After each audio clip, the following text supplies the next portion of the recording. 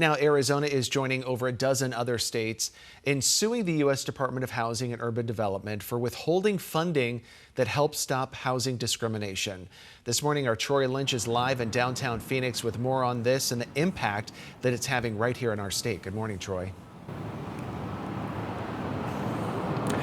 Yeah, so the lawsuit was actually filed yesterday by Arizona Attorney General Kris Mayes and 14 other Democrat attorneys general, along with the District of Columbia, so they can also form this coalition so they can continue their fight against housing discrimination. So this whole conflict basically started last February, where the United States Department of Housing and Urban Development started cutting federal grant funding intended for local and state organizations that help enforce state fair housing laws. Now, Mayes and other attorneys general believe that these cuts are illegal, alleging that it goes against the Fair Housing Act that was enacted by Congress in 1980 and that it harms fair housing assistance program.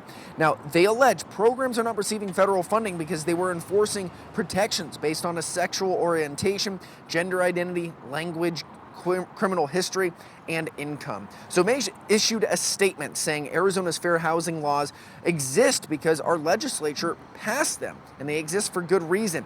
Housing discrimination is real, it harms real people, and these laws are how we hold bad actors accountable. The federal government cannot hold critical funding hostage to force states to abandon those protections, and we won't let it.